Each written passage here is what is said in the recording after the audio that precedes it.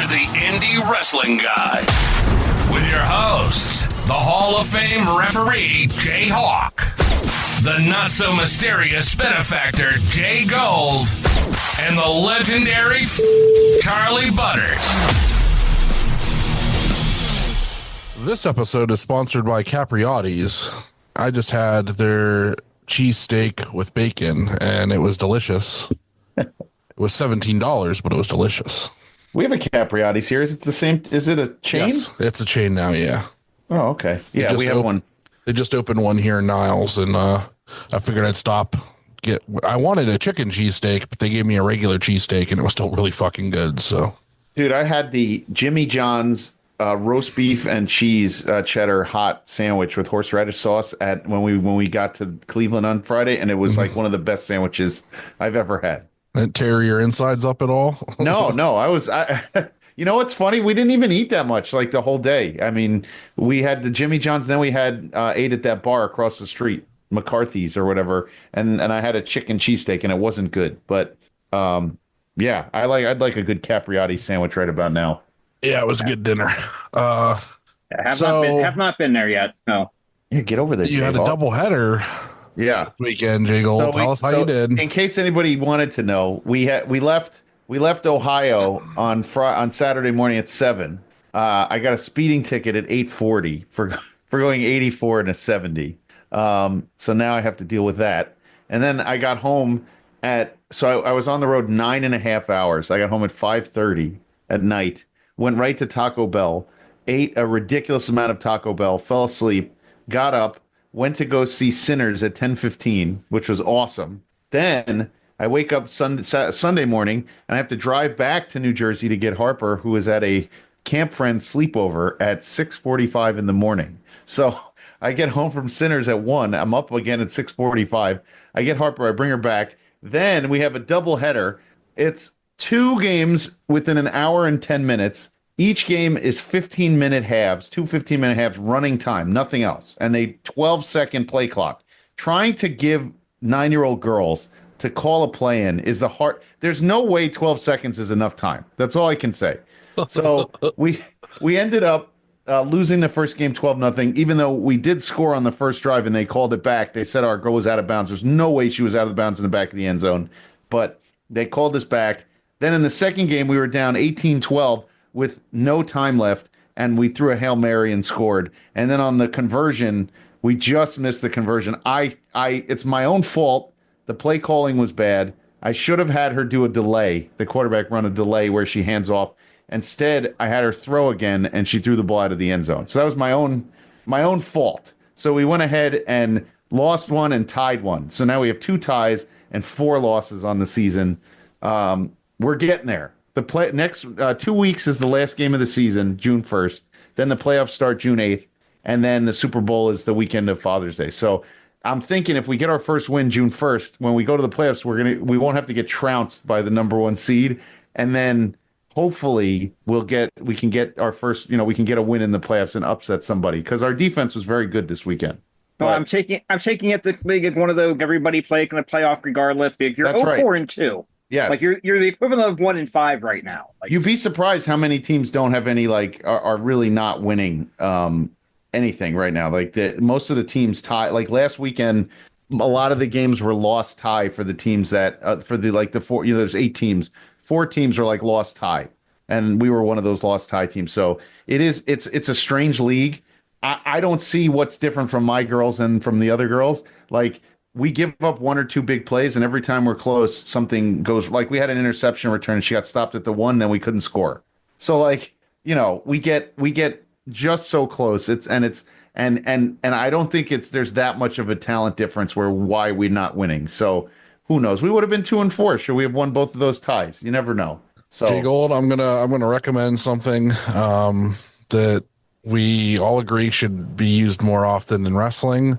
I'm going to recommend that you get steroids for all these girls and take it to the next level. I have a little conversation with them. Performance enhancing. I mean, even if you're giving them some pre-workout scoops in the huddle before the game, give them those snifters. Can you imagine that conversation? Yeah, pull them to the side and be like, girls, how bad do you want this? Like, I have something here for you. You guys will be tanked up on you just got rocket fuel strapped to your back. It's called gear.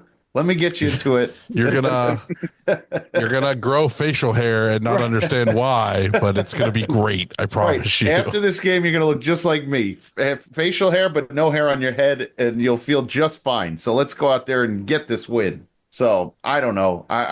We gotta get one this season. Otherwise, I'm taking everybody out for ice cream on the last day of the season, and that's that.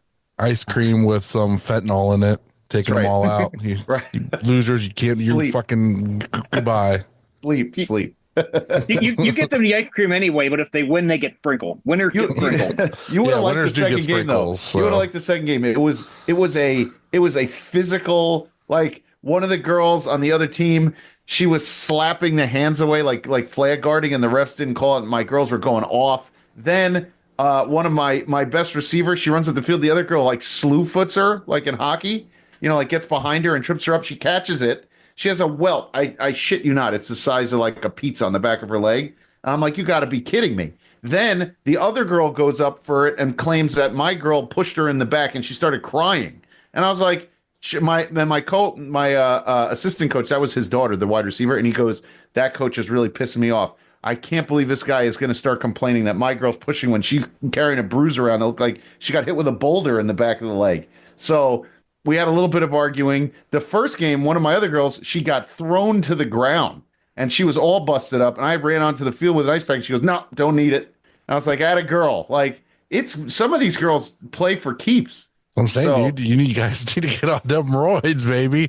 That's the plan for season 2. Is you just off season, fucking cycle them on roids for a couple cycles. Right. Next year we're gonna have I'm gonna have a conversation with the parents. Listen, we need to sit down and lay this all out if we're gonna win this thing. Who knows? They might not let me coach again next year after this debacle. Never know. Yeah.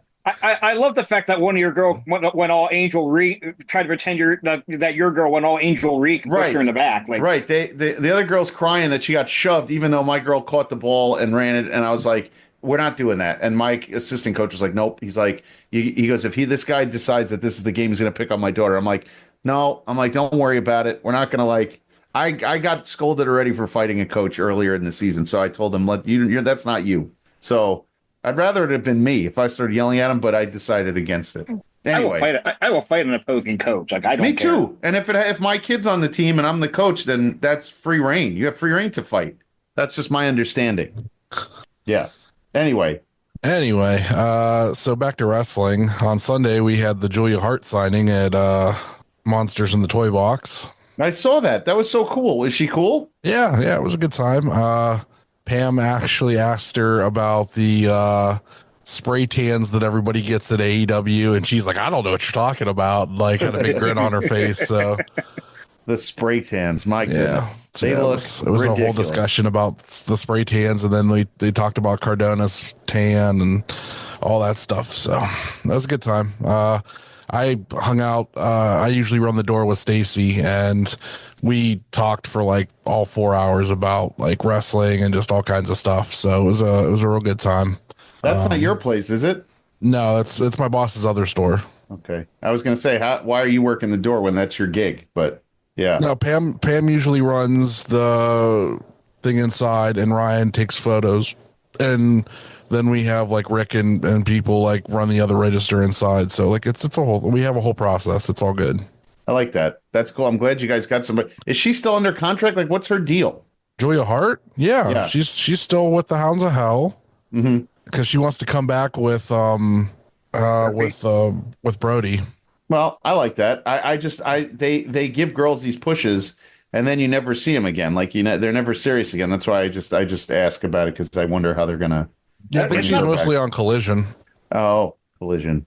That's not even. It's not even the girls they do that to. They get really behind somebody, and then all of a sudden they disappear for months, and all of a sudden they show up and you go, oh yeah, they are under contract. Yeah. Usually that's because they get hurt. You just don't hear about them being injured because they don't leak it like other companies do. Yeah. That makes sense. But yeah, so the last time we had a signing over there, they had the flash sale for tattoos at the shop next door, and I went and got my tattoo filled in, my Goosebumps G filled in. So it was really funny. I walked in and they're like, "Oh, you here to get your G filled in?" And we all started laughing. I was like phrasing, first of all. I was like, "But yes, that's what I'm here to do." And yeah, got it done. It sucked. It's because it's where it's at on the wrist. It was very tender. Yeah. And then I was talking to her about like doing my arms, so I'm gonna get that done, and then like doing my shin, and she's like, "Yeah, your shin is like just as tender as your wrist." So she's like, "We do have like that numbing stuff that you can rub in like an hour before, and then it'll take." And she says it doesn't affect the absorption of the ink and stuff. So I was like, as long as it doesn't affect the absorption of the tattoo, then I'll do it. I was like, because I do want my shin done, but I don't want to be in pain the entire time. Everything that I've gotten has never been over bone. Like on my shoulder, it's like I got my shoulder cap, but it didn't. I don't know. I didn't really feel it as bad as my thigh for like 5 minutes, and then like just the itching bugged me. But I've never done like a bone, so the shin kind of freaks me out because who knows how that's gonna. There's like every when I scratch my shin the wrong way, I get a weird nervy feeling. You know what I mean? Like who knows? My cousin got his done, and he's just like, "Yeah, I didn't feel anything," and I'm just like, "Okay." And his buddy did his out of his house, so I'm like, I don't know if I like that. But like he got like his knee and his like shin all done, and I'm like, it looks okay, but I'm like, there's no way you didn't feel that. I'm sorry. Yeah. Like you guys did something. JHawk's taint tattoo. Right. I heard the taint is the worst part, JHawk, right? Speaking of JHawk's taint, I was at Target on Saturday, and guess who I ran into? Who? He ran into my wife and kid at Target on Saturday. Did she just punch you in the face when she saw you? No. She asked me why I didn't leave JHawk in Cleveland. She's like, you didn't have to bring him home. I was like, my bad. Listen, it's a true story, by the way, because my wife actually told me that herself when she got home. You should have said to her, look, it's a full service ride. I take him, I bring him. You know, that's the way it goes. He's got to come home at the end. I said I felt bad because like I didn't want to leave him up there drunk. I was like, you wouldn't do that to me. So. Right. Well, I will say the drinks to get drunk, it was very expensive that night. But yeah. I'm sorry. I dropped $40 on alcohol, and I was like barely bud. Like that sucked. So we're going to jump into that at the very beginning of our review. So let's save that for that. Let's get into shout outs. Zach, Andrew, and of course the one and only Patty. Hi, Patty. I got a chance to get a big hug, and I'm back on the photo roll on Facebook. Yeah, I missed it again. Even though I was on it last week with her, I missed it again this week. And she was like, we really got to work on this. I was like, well, when I see you, I was like, next time when we see each other, we have to take a photo right then and there. I was like, because we see each other, we talk, and then we go off, and then you don't see me again, and then I miss out on a photo. So I was like, we're going to have to start doing it as soon as we see each other. Yeah, and I was very excited when she said, we got to get you back on the photo roll. I'm like, I'm in. That's right. Yeah, that's what she does with me. She gets that photo done right away. She must like me more than you. Probably. That's a possibility. Probably. I'm not saying it isn't. Yeah. What's on this weekend, guys? Yeah, let's do it. What's on this weekend? Okay, I don't have a lot on the Triller TV kind of thing, but West Night Extreme Wrestling in Hamburg, Germany, this Friday, May 23rd at 1 p.m. Eastern Time. I believe that's like a 6 o'clock start local. It is WXW Fan Appreciation Night live on Triller TV+. The WXW European Championship on the line. Mike D. Vecchio against Metaham. WXW World Tag Team Champions Norman Harris and Anno Manic against Michael Oku and Aigo Blanc. And in an ECW rules match, Avalanche Robert Dreger against Masato Tanaka and much more on that card. Oh, that's interesting. I thought the WXW champ was Manders. I didn't say world champion. I said European champion. Oh, okay. I missed Different it. belt. Okay. Well, over on the Independent Wrestling Television Network, I'm going to go with Friday, May 23rd at 9 p.m. By the way, it's Memorial Day weekend on IWTV. I mean, there's a ton of matches and shows and all sorts of stuff. So, keep your eye out on indie wrestling television.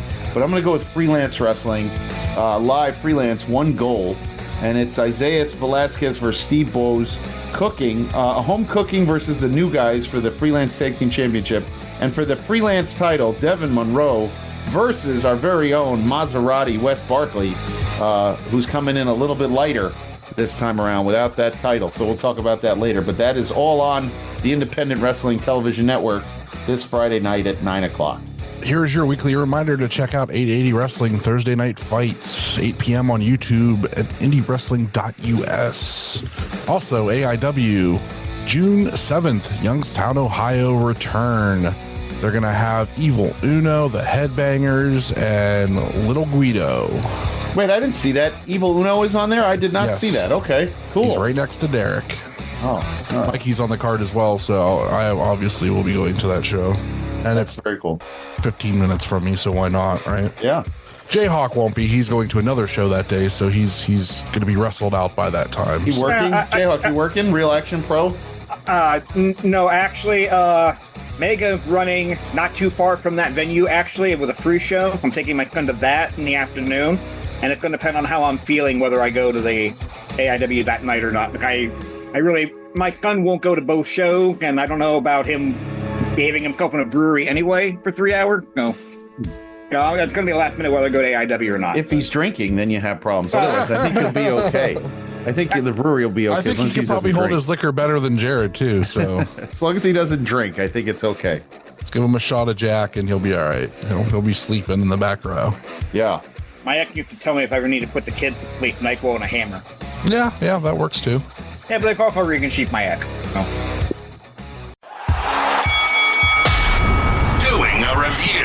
And this week we are going to be reviewing the AIW 20th anniversary show. Took place this past Friday, May 16th at the brand new Globe Iron, the West Bank of the Flats in Cleveland, Ohio. And I gotta say, it's an upgraded looking Odeon to start. Like, I'm giving the building its credit because it's a cool spot. I like it down there. I love Ohio, by the way, Cleveland area and the nice weather. It's just so easy to like be around and stand outside and go somewhere. I thought the venue itself was very cool looking, even though they're still doing all sorts of shit to it. So let's look at it this way. Unless you street park, it's $20 parking. There's parking everywhere. Right. And it's like I said, unless you street park, their parking lot costs $20 and it's card only. Everything is card only there. Mm-hmm. The venue itself is large, spacious, pretty clean. It has air conditioning, so it's nice and cool in there. The drinks and food are outrageously expensive because, of course, why not? A bottle of water should not be $5 anywhere, especially when it only costs $3.95 to purchase a 24-pack of said water. But that's corporate America for you. Yeah, that's club prices. Yeah. $5 for a clank of pizza. I'm sorry, if Monsoon Clack was running a concussion, you could have got 2 pizzas for $5. I didn't even know they had food. All I saw were the booze. The one bar out in the lobby had the pizza, and it was $5 a slice. Yeah. There was also a little tiny like counter in the corner underneath the deck. Okay. Food. That's why we went to McCarthy's across the street for dinner, and it was very reasonably priced. And yeah, it was us and Ed, Podvan Ed, and then Rip City Pharmacist and his kid, and then Paul Greer, my arch rival. So everybody was hanging out over there for a little bit, and we ate. So I wasn't hungry going in there. So I was more excited about how spacious it was, how clean the bathrooms were. There was a smoking section. You didn't have to leave the building, which is cool. You sit out there. Everyone's out there doing whatever they want, which is pretty dope. And I thought the vibes inside were cool. I know we talked to Thorne afterwards about the sheer amount of security guards and stuff that they had in there. Like, I must have told 3 different people that I was going to my seat. Like, why do I have to tell that many people I was going to my seat? But you know what? That's how that place is going to run. They're going to run like a corporate building that's there for concerts and everything else. And you just kind of have to go with the flow. But I thought it was a really good looking visually for the venue and for hanging out in there. I was very excited with how much space there was and how comfortable I felt inside. Yeah, I don't think they understand wrestling crowds aren't that type of crowd, that they need armed police and everything else there. Like, one, sure, why not? But multiple, and then people like guarding seats like it's I think it's a the union last thing. bottle of it's the dumbest fucking thing ever to me. Yeah. And I also heard that the reason why there was no AIW stage, Oh yeah, the setup. Yeah, it was a fire hazard or they something. claimed that it was a fire hazard for them to have 3 pieces of wood on the stage, Yeah.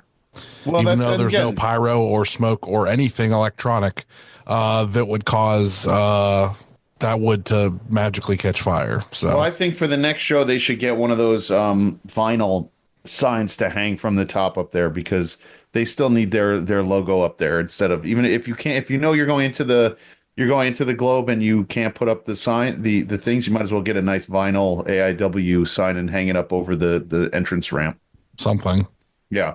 But yeah, enough about the building. Let's talk about the show itself because I enjoyed it very much. I still think I'm just gonna say this. I still Yeah. think that the best venue AIW runs is the Tadmor Shrine in Akron.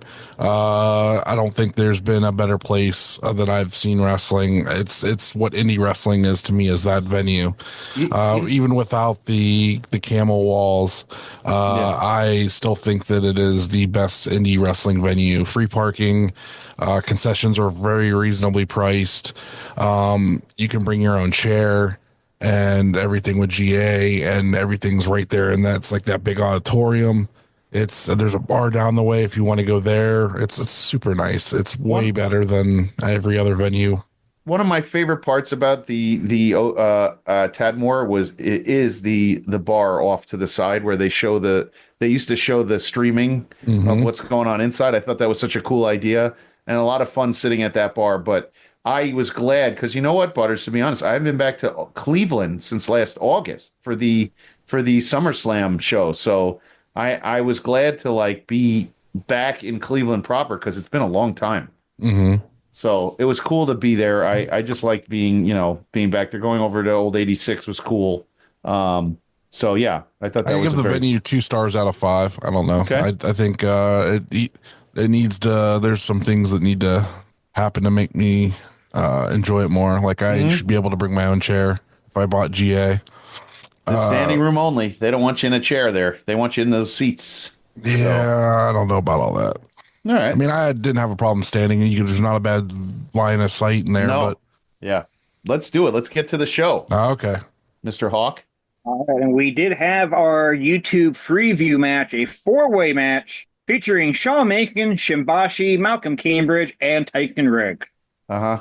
that kind of your reaction to how this one ended. I was disappointed. This match was kind of all over the place. I like seeing Malcolm get a singles kind of run. I don't know anything about Shimbashi, and this is the second time I've seen him. I don't know anything about him.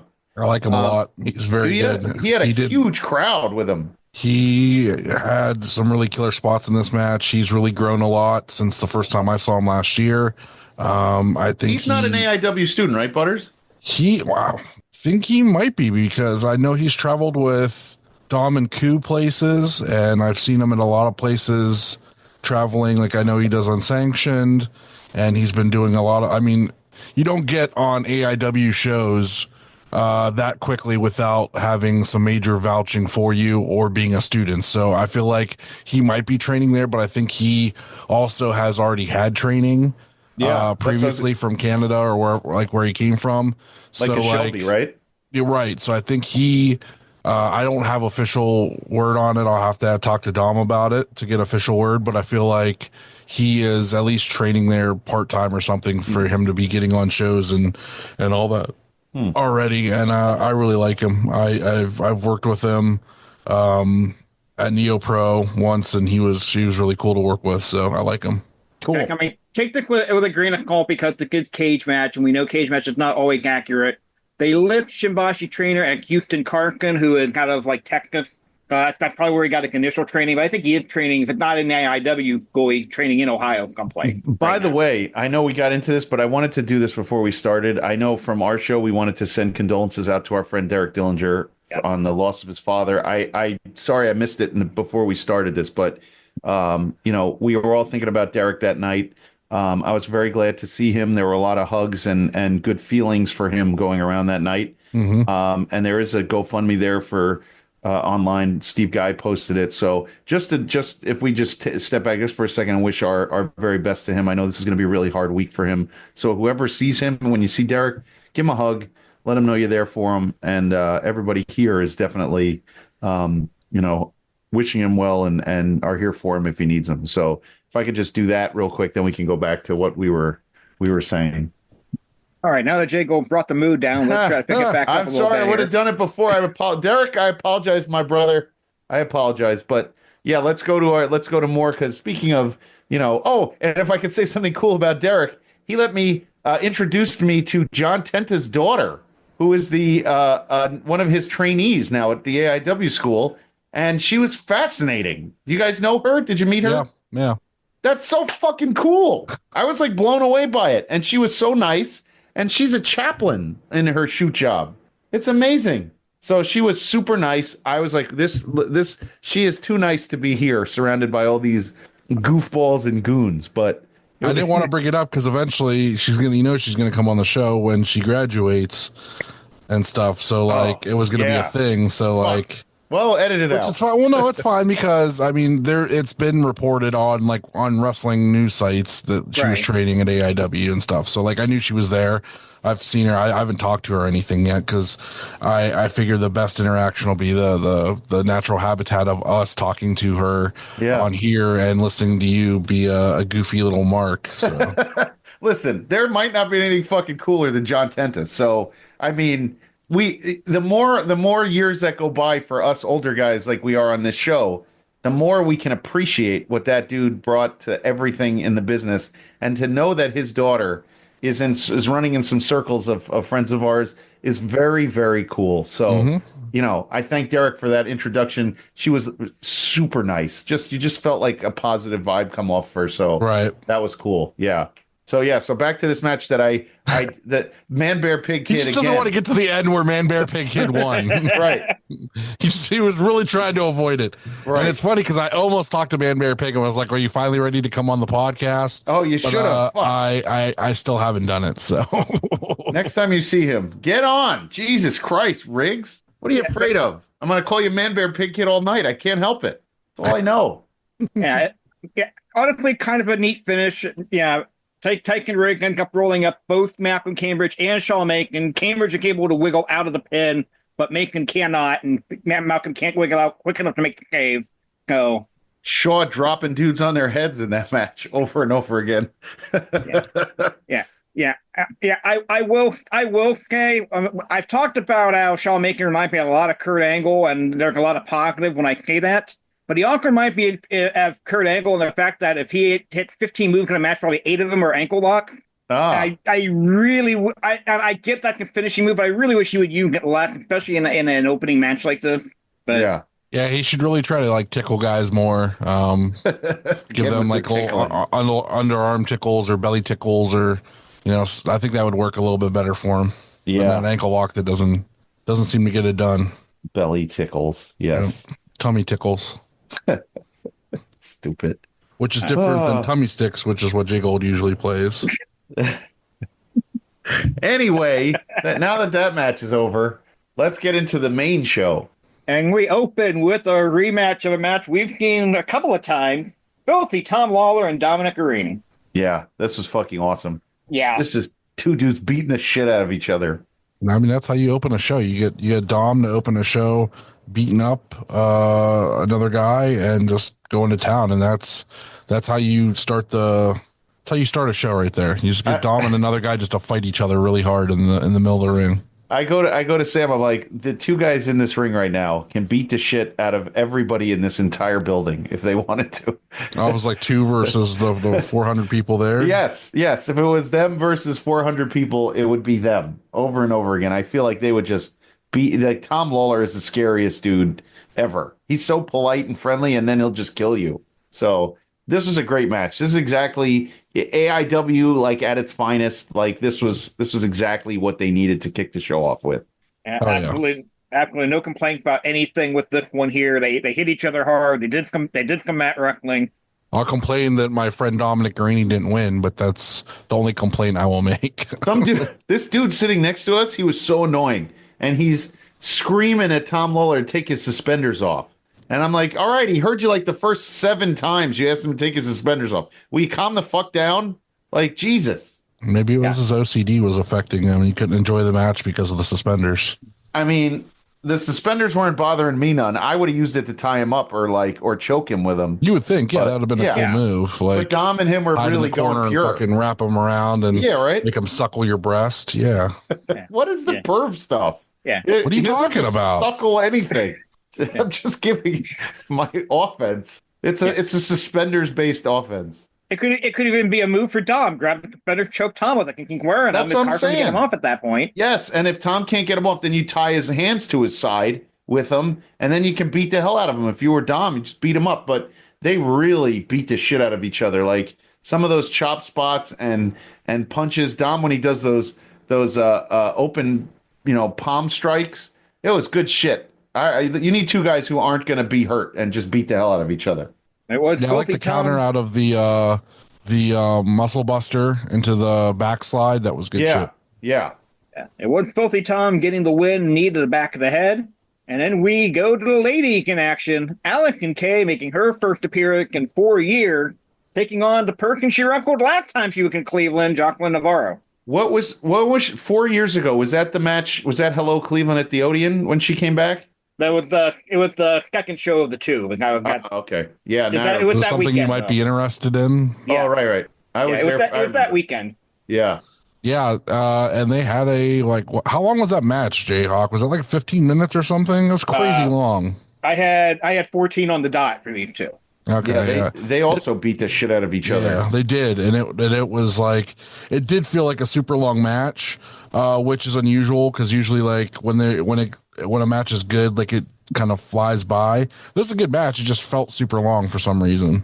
Yeah, I agree. I felt it did feel long, but I did like how much it. There was no gimmick bullshit needed in this match. It was just literally Allison coming out. And then Jocelyn coming out, and they square up, and they just go for 14 minutes. And there's a lot of really good false finishes too that I really enjoyed. Like it was every time like you thought it was it, and they'd kick out it and keep going. I was like, God damn, all right. Yeah, there were no spots that I would have considered like filler or gimmick. Like it wasn't like Jocelyn didn't stop to like play to the crowd. Allison Kay didn't stop to play to the crowd once.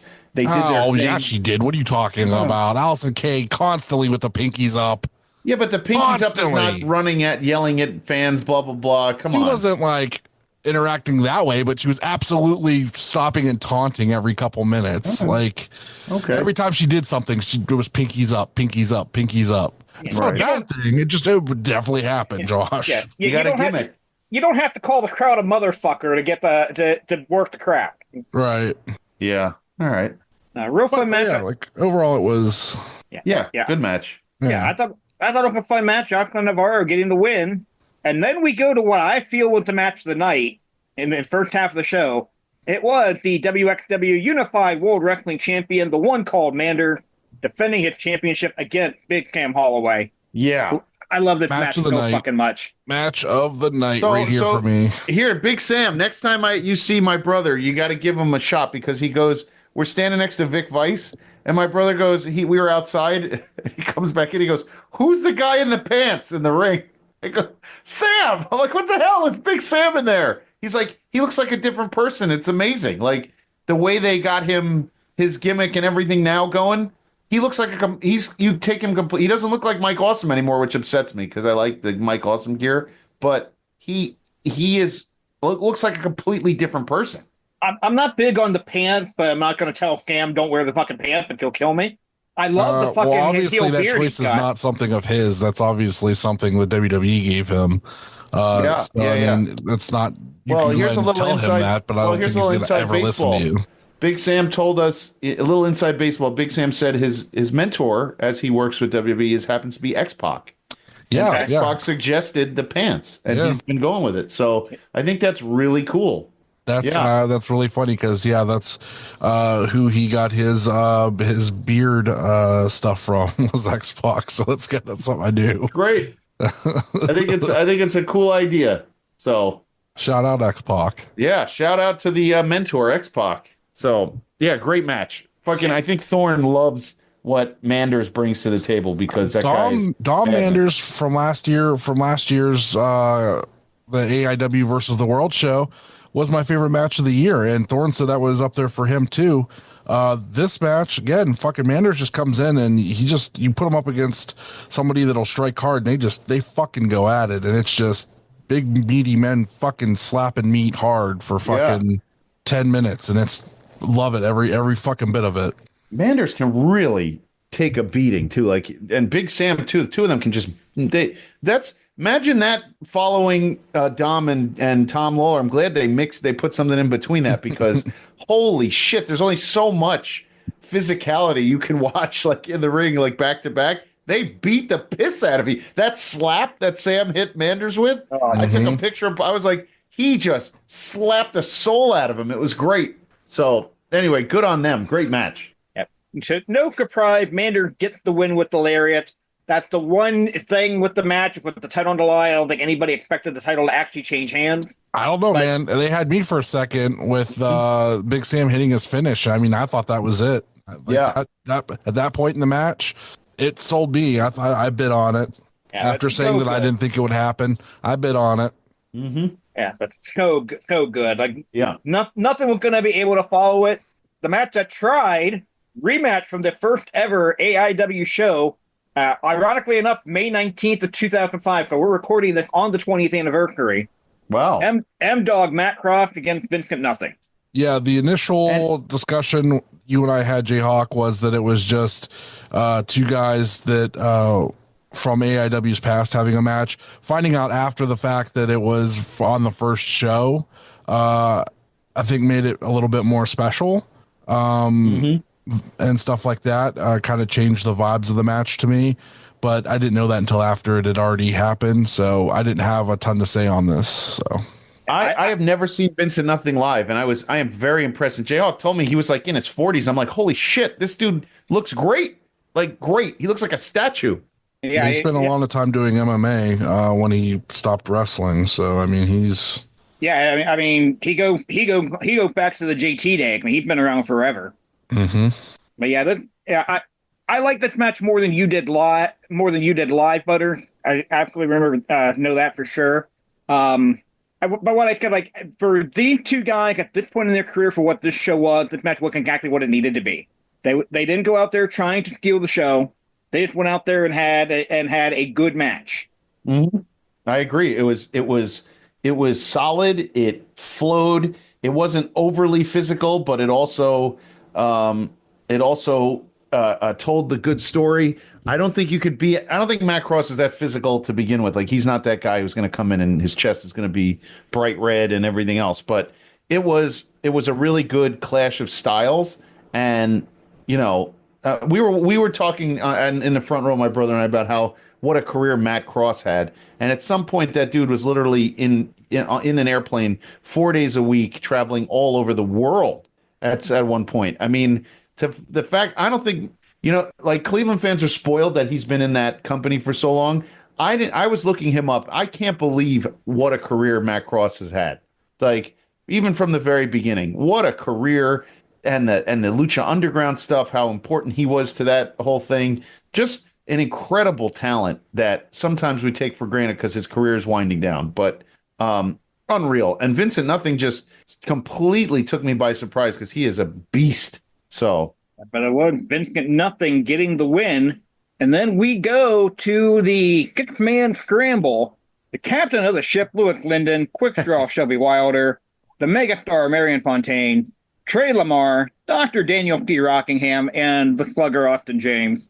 And, I mean, as a scramble match, a scramble match in the IW is going to have some good shit in it. This one's no exception to that. There was an assload of good spots in this, multiple man spots. Dr. Dan is just the greatest. I just fucking love Dr. Dan. I want him to win so bad. But I thought there was a lot of great spots in this match. Austin James really surprises me every time I see him. I know he's not the fan favorite of everybody, but you know what? He brings it. And Shelby is just another level. We were talking about that too. He just looks like his talent is just different. He just does a lot of things, offers a lot. brings a lot to these matches. There's so many places you can go with him, I think. Shelby is like a five-tool player, man. Like he does comedy so well. He wrestles really well. He is like that's like secret sauce for like the IW guide wrestling and stuff like that. He just I give him ideas and he runs with them and makes them like even better than I could have thought of. I can't say enough good things about Shelby, and he has a new shirt coming out. It's will be up for pre-order soon. I'm so excited for that shirt. As soon as I saw it, I instantly knew I had to have one. Yeah. As long as he can stay healthy, he's an asset to any company that he works for. He is just stellar in and out of the ring, and I think he's going to go places for sure. I saw it. He gave me a little sneak peek, and I was like, these are dope as hell. I can't wait to see that. Yeah. Can I just say the interaction Shelby had with Marion Fontaine was fantastic, and I want to see a single program with them. That was years in the making. Like Stacy and I were talking about that actually on Sunday, and he said that that's something he's wanted to see for years. When like Shelby first started training with AIW, and they said that he was basically Wario Fontaine. That they needed to do that mirror versus mirror type situation, and they did, and it was great. It was really truly great. I forgot how, and Marion Fontaine, when he gets in a match and stuff and doesn't have to gimmick it up the whole time, can wrestle too. Really can just go. Mm-hmm. Yeah. The fact that when he ran into the crowd, I was like, is he going to come back? Nope. He sold it all the way out. Gone. Didn't even see him head back to the ring. Yeah. Until the very end. And then he won. Yeah. That's what I'm talking about. Yeah. Yeah, I really want to see a Shelby Marion singles match, whether AIW brings that back or whether we figure out some way of doing that with the IW guide stuff. I really want to see that one-on-one match. It was booked on my original IW guide first ever show booking, and it's changed since then. But I mean, it can always happen. I mean, if my plans come to fruition, there'll be multiple times that we could run that. So I mean, it could always happen. And of course, it was Marion Fontaine getting the win, pinning Lewis Linden for the win. The captain. Big surprise, Marion Fontaine winning. I honestly expected it to be one of the full-time roster people winning it, but no. This was you could tell it was a little nostalgia. Like, we love Marion Fontaine. He's in all the gauntlets, and he's always around, and he's a really positive guy. So I think that's why he won the match, and it was great. That match was fun. It was very classic AIW. And again, everything I think in this show was classic AIW, just the way they ran things. So it was good stuff. Yeah, I have no issues with Marion Fontaine winning the match. I was just surprised. I figured he'd be, if I had to rank him in order from one to who I thought would win, he may be third, maybe fourth. Like, it's his second win of the year. Remember, he beat Effie in January, so. That's right. He's been on a bit of a streak, a comeback, so to speak, at AIW. God bless him. Okay, so from there we go to intermission, and it could just be with this intermission like really super short. It was 15 minutes, but that goes by very quick when you're chatting with lots of people, and there was lots to do as far as like talking with people and friends and catching up, and it was 15 minutes, but it felt very quick because we were so busy chatting with everybody. Yeah. Time flies when you're having fun, boys. Yeah. That was probably one of my favorite parts of the night, just being able to reconnect and catch up to everybody and just find out, how things have been. But the matches themselves, like the intermission, it started so fast, and I heard Alec Price's music and I'm like, holy shit, I got to get back there. Yeah. But we came back from intermission with the 4-way match. It was Mikey Montgomery, Alec Price, Dex Royal, and Gringo Loco. And you know what made this match better? If the IW guy title was on the line, you said it like right. 18 times on Friday night. Goddamn right. This is still a stellar match, but it would have been better if the IW guy title was on the line. Okay.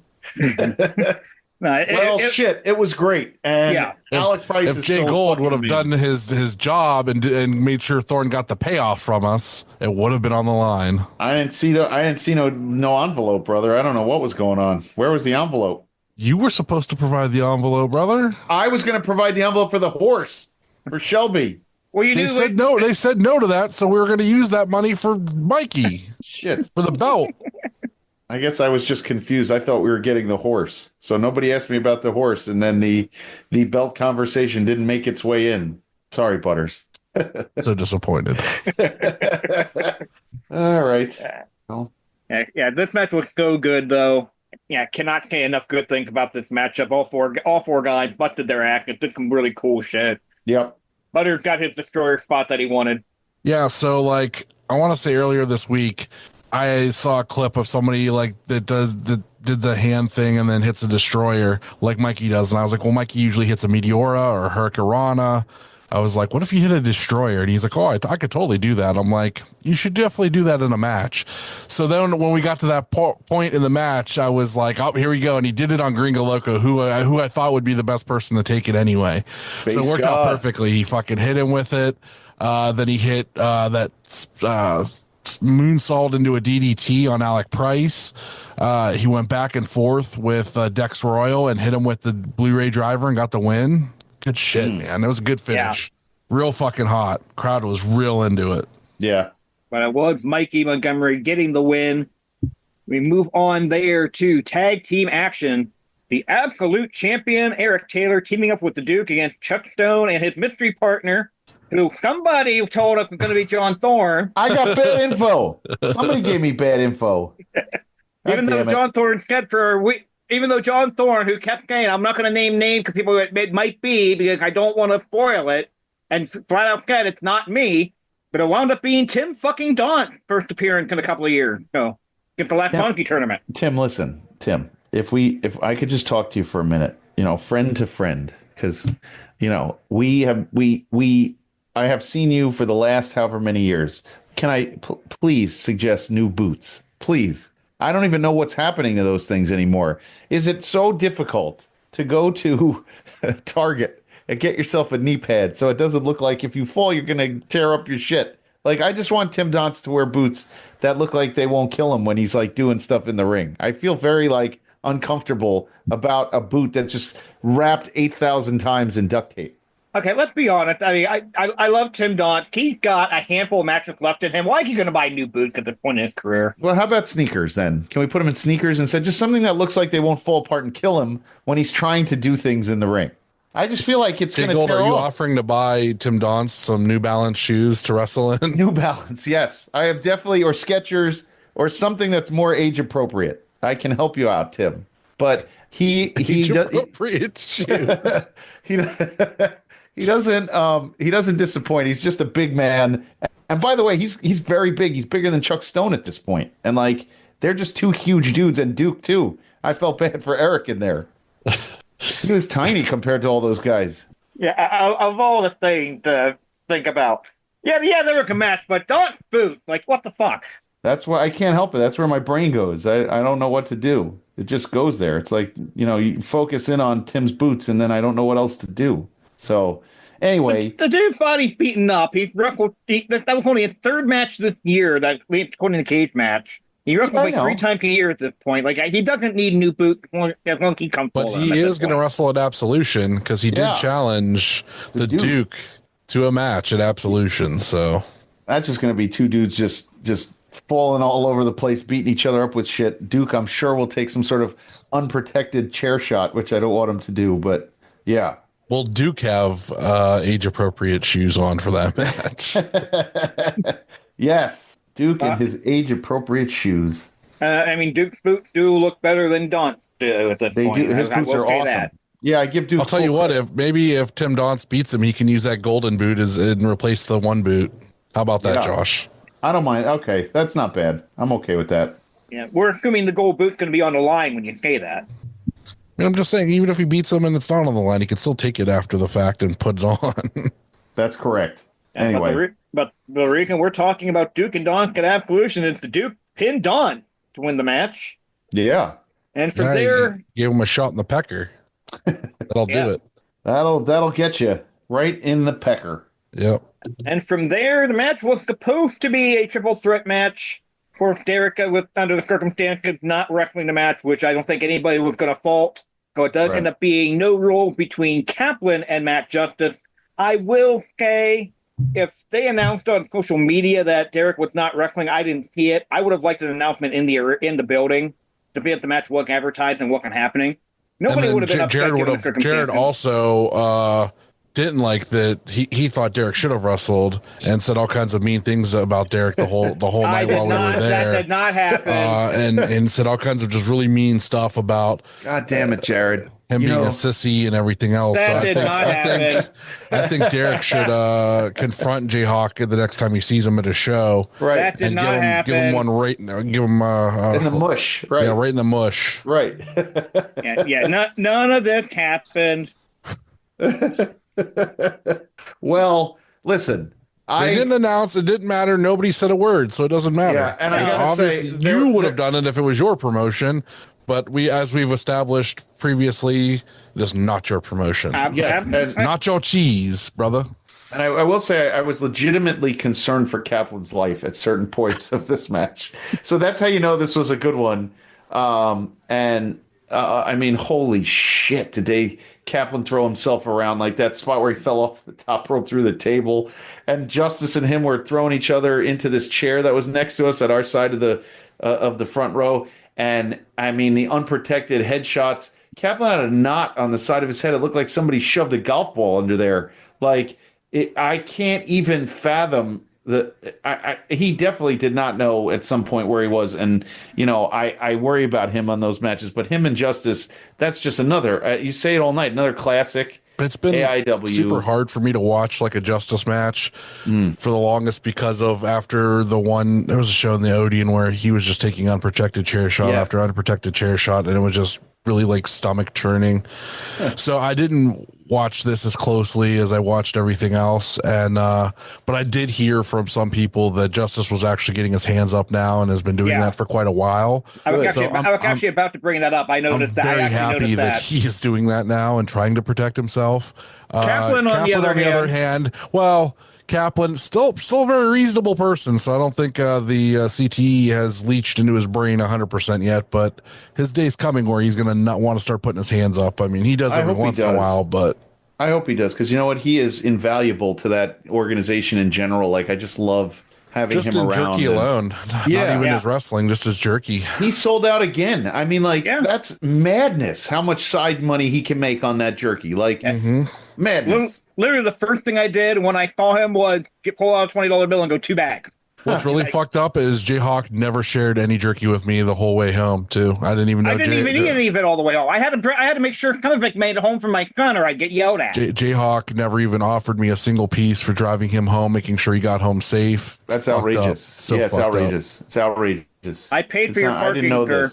Yeah, listen, that still doesn't cover it. Nah, it doesn't cover it. A piece of jerky ruined a friendship, JHawk. Right. A piece of jerky ruined this friendship. You gotta come more correct than just pay for parking nowadays. You gotta hook up with JGold got me a sugar drink for $10, and it came with a glowing ice cube in it. The craziest, the virgin, whatever the hell they were making there. Yes, yeah. You do not want to know what the alcoholic version of that cost, by the way. Yeah, it was double. It was $20. Yeah, it was $10 for the alcohol. $10 more for the alcoholic version. Mine just was Sprite, lemonade, and something else real basic in it. Yeah. You can vodka instead of Sprite was 1944 after tax. You're fucking ridiculous. Yeah, it is what it is. But that match, I don't even think you needed a winner in there. It didn't even matter.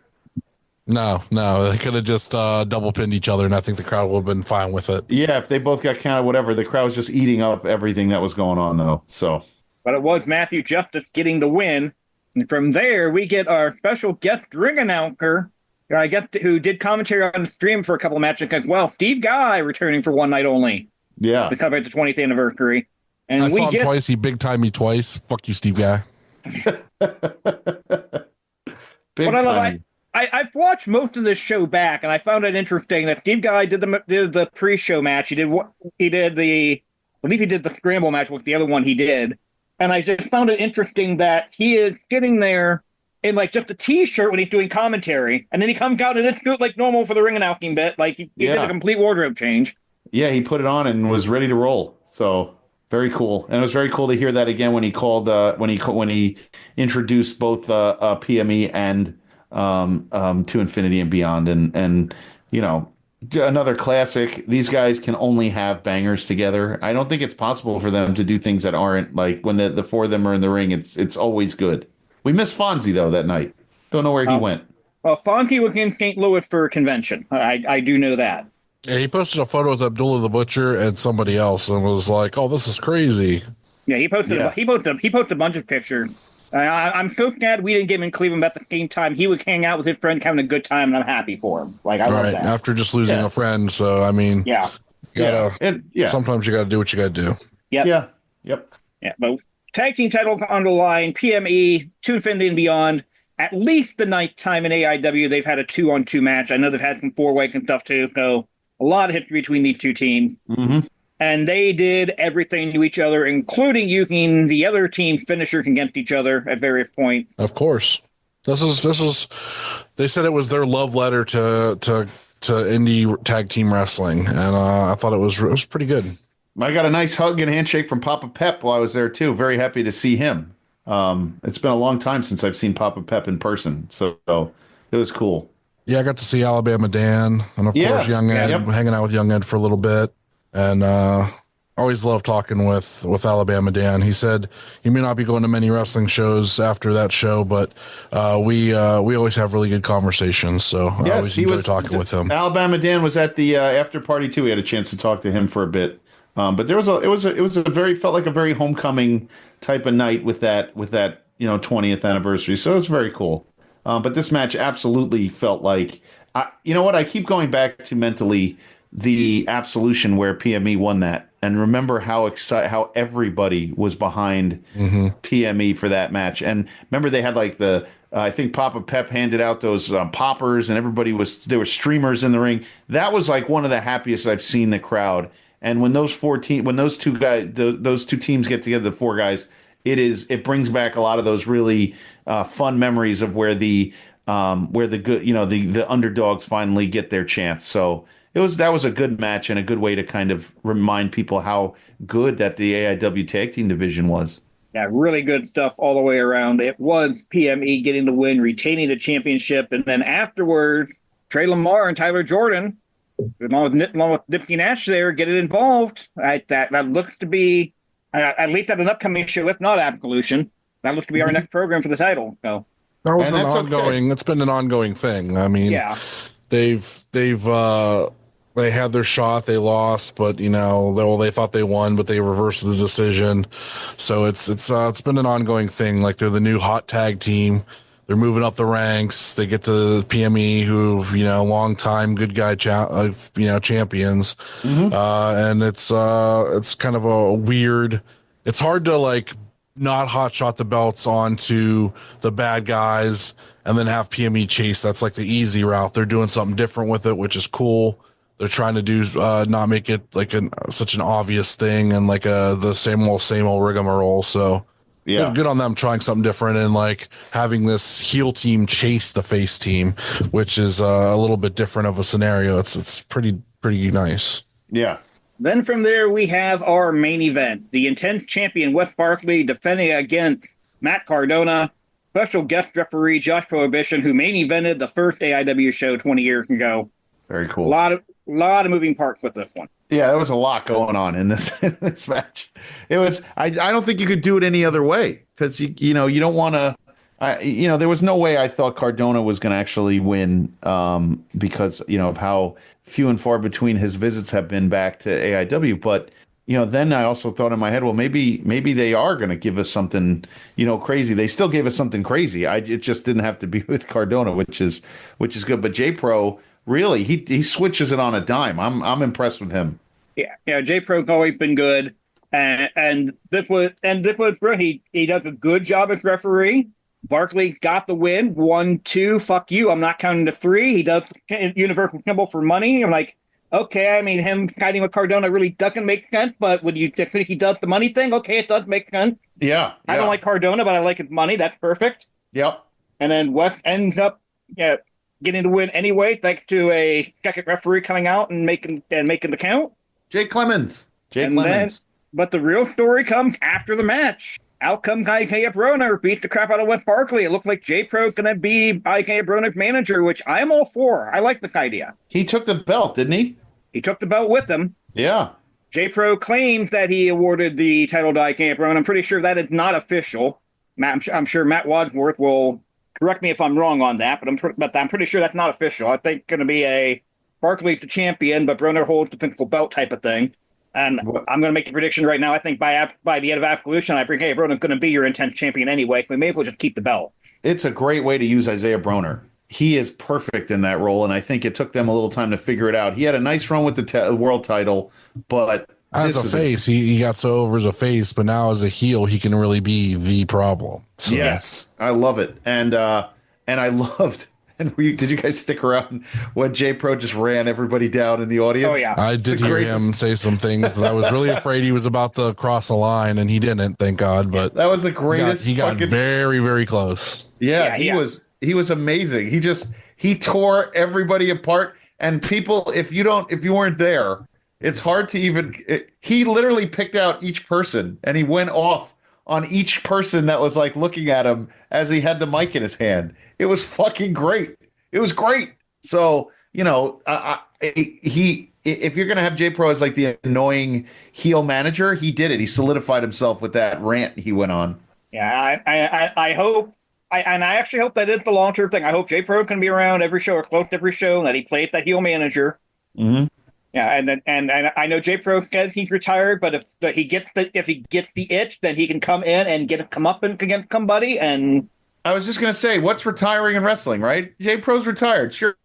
There's no retire. You never get out. Not from full-time competition. I mean, that doesn't count one-offs, right? Right. You're never officially out. Right. It doesn't end. You just continue on in that route. Everybody follows the Terry Funk rule of retirement. Just keep retiring until you die. The Ric Flair rules of retirement. You actually die a few times while the match is going on. Yeah, good stuff. All right, so that's the show. We got two AIW shows in June, Absolution in July. What are we thinking if we kick off the road to Absolution here? What are we thinking? I didn't see a lot of Absolution come together. I saw Duke and Tim Donson. I know Broner and Wes are probably going to be there.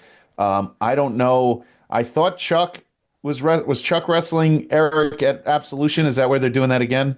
Chuck won the gauntlet, so he got the shot at Absolution. Okay, so then you have that. So those three matches are on the docket. I think more will be building, but that's a pretty solid card. Top levels to start, and then who knows?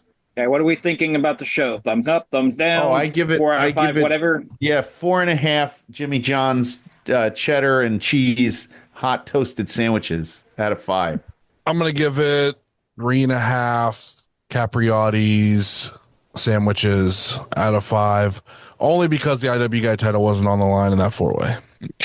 Yeah, that would have been the extra half point to give it a 4. Yeah, I'm doing 4 bag of Kaplan jerky out of 5. Yeah, nice. I thought this was one of their better efforts of the year. This show, I enjoyed the show. Out of probably all the AIW shows I've watched this year, this one I enjoyed the most. So, and being there also, So here's the thing with that. Like, okay, all the matches were good, but in this instance, there was a lot of, hey, remember when this was a feud at this promotion? They did a lot of like tribute matches to stuff from the past. So I think with that really drew it down for me, because it's shit we've all seen, especially like the tag match. It was stuff we'd seen before. It was just like a tribute to those things. There wasn't any actual heat behind them. It was just, oh, here's this match. It's going to be good. It's going to be real good, but it's just a match. It's not. There was no heat going into it to kind of make me really want to see it again, other than, hey, this is a tribute to, because this happened, this was a historic feud type situation. I get it. I get why they did it. It makes sense completely from their standpoint. But for me personally, it didn't do anything for me really. Okay. That's why I gave it what I gave it. I dig it. I like nostalgia because I wasn't involved in a lot of that, and seeing a lot of those, seeing Vincent Nothing, and I just like the history, and just I thought some of those matches were really just even later on, if you saw them earlier in their careers and seeing them now, the guys understand their roles and things like that, and it's just cool to kind of see that. So I really, really enjoyed it. But I'm looking forward to Absolution. I'm trying to get there for that. And who knows? Who knows what else is coming? But it was definitely a good match. And yeah, I think it was a great night of nostalgia. It was a great night to catch up with everybody. And in all, it's just good vibes, kind of all over the place. So. Yeah, and with an anniversary show, I'm a little bit more forgiving of seeing a bunch of stuff we haven't seen before. And I mean, I think a little different animal. I like it. That kind of being a long show again. That kind of being counting the pre-show 4 hour plus show. Normally, I Yeah. stay like a little bit on the long side, but crowd was hot for everything. It was a different show, different vibe. Yeah. Yeah, like all the criticism I would normally have for a show like this, I can't have on a show like this. Yeah. Well, I think all in all, it was a great weekend, great night, and much deserving. And I enjoyed it to be there and the whole trip for the weekend. So it was good. Plugs. You can follow me on Twitter, Twitch, and TikTok and Blue Sky at Ref JHawk, Instagram at JHawk1539. This Saturday night, 6 p.m., the Ohio Urban Renaissance Center in Youngstown, Ohio. Real Action Pro Wrestling presents Hey You Guy. 9 matches on the card that I'm aware of. Main event, Dior Castro, the RPW champion, in a non-title match against Levi Masterson. RJ Jones, he defends the junior heavyweight title against Vito Maccarell. Sean Resnick defends the heritage title against Miles Jacobs. Jeff Meekins defends the wildcard title against JP Levin. Much, much more on that card. That's all things that are happening in JHawk's garage, where he pretends to be at Real Action Pro Wrestling. In his 421 and a half realm. North Avenue, Youngstown, Ohio. It's on fucking Facebook. So funny. Sure, buddy. Sure it is. Mm-hmm. It's not a real place. It doesn't exist. I talked to my good friend Wilbur Whitlock, and he even told me that place doesn't exist. He doesn't know what you're talking about every time you mention it. We're pretty sure that you're just hallucinating things. Wilbur Whitlock. Yeah. Wilbur took a lot of things. Friend of the show, Wilbur Whitlock. Yeah. Who ironically made the same joke about Colt Johnson that you did, JHawk, that we cut from the show last week. Yeah. I did tell him that you did make that joke, though. So, I mean, I guess it was slightly different, but yeah. All right. What do you got, Butters? My plugs, Series 2 of the IW Guide trading cards are coming out at the end of June. So those will I'm on one of them. So everybody buy it. You are not on one of those. You are on the next set after these ones. This next set is very heavily focused on the Pittsburgh portion of the IW Guide crew. Wait for season 3 to come out. That's when the big dogs are coming. Don't wait on season 3. You buy season 2. Season 2 will also feature a limited edition cracked ice variant of one of each of the 5 cards. So those will be super limited. There'll be 5 cards total, cracked ice, and they'll be randomly inserted into the packs. So you have like a 1 in 50 chance of getting one. So I got a Mikey Montgomery signature. Yeah, you did. So that was one of the randomly inserted ones I did for the other thing. So that's pretty cool. So that's what we got. Okay.